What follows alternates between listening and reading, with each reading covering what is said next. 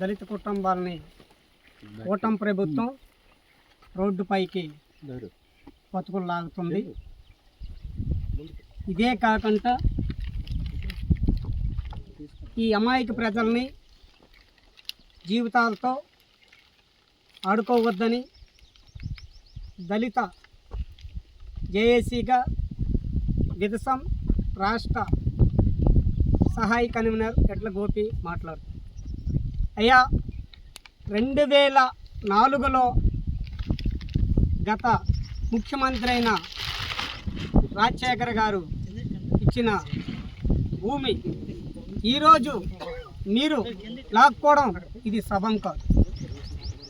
అలాగే ఈ భూమిని వదిలి మీరు కానీ వెనక్కి వెళ్ళకపోతే ఈ 12 కుటుంబాలు గ్రామ స్థాయి, మండల స్థాయి, జిల్లా స్థాయి, రాష్ట్ర స్థాయి రోడ్డుకి ఎక్కవలసి వస్తుంది. ఈ పోరాటం ఆగదు. మీరు వెనక్కి తీసుకుంటే వీళ్ళకి సాగక్కు పట్టా కూడా తక్షణమే కూటమి ప్రభుత్వం ఇవ్వాలి. కూటమి ప్రభుత్వం పట్టా మంజూరు చేసిన తర్వాత వాళ్ళకి దీనిపై బతుకు తెరువుకి లోన్లు కూడా శాంక్షన్ చేయాలి. మొక్క నుంచి ఈరోజు మానుల వరకు పెంచి పెద్ద చేసి వాళ్ళకి 100 ఎకరాలు లేవు. మీరు గమనించండి, సర్వే చెయ్యండి. ఎక్కడ యోగా భవనం నిర్మించాలనుకుంటే ఈరోజు ఈ గారమండలంలో సిటీ సెంటర్ ఒడ్లో మీకు కొన్ని ఎకరాలు ఉన్నాయి. ఆ ఎకరాల్లో కట్టుకోండి. కానీ నిరుపేద కుటుంబాన్ని రోడ్డు పాల లాక్కండి.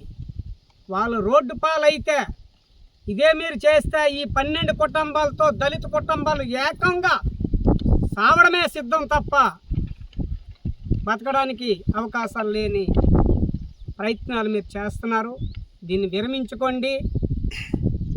ఈరోజు మేము డేట్ వేళ 10వ తారీఖు, మేము మీకు 15వ తారీఖు వరకు టైం ఇస్తున్నాం. 5 రోజులు టైం ఇస్తున్నాం. 5 రోజుల్లో దీని మీదన సమగ్ర సర్వే దర్యాప్తు చేస్తూ దీన్ని ఉపసంహరించుకొని ఖచ్చితంగా వీళ్ళకి మేలు జరిగిందని మళ్ళీ మీరే పేపర్ స్టేట్మెంట్ ఇవ్వాల్సి వస్తుంది. స్థానిక మండల తహసీల్దార్ గారు మీ సర్వేలో ఎక్కడ ల్యాండ్ ఉందో మీకు తెలుసు. మీకు ఈ పేదలదే కనబడ్డదా, దళితులదే కనబడ్డదా? గతంలో దెబ్బతిన్నారు దళితులు, ఇప్పుడు కూడా దళితులు దెబ్బతినవలసి వచ్చిన పరిస్థితి వస్తే కబర్దాలు సహించేదే లేదని ఈ సభ మూలకంగా మేము ఆ ప్రజలకి ఎన్నంటుండి చివరి వరకు మేము పోరాడతామని, గెలుపు మాది తగ్గమని మేము చెప్తామని ఈ సభ మూలకంగా కోరుకుంటున్నాం. జై భీమ్, జై భీమ్, జై భీమ్, జై భీమ్, జై భీమ్. వర్ధిల్లాలి దళితుల ఐక్యత.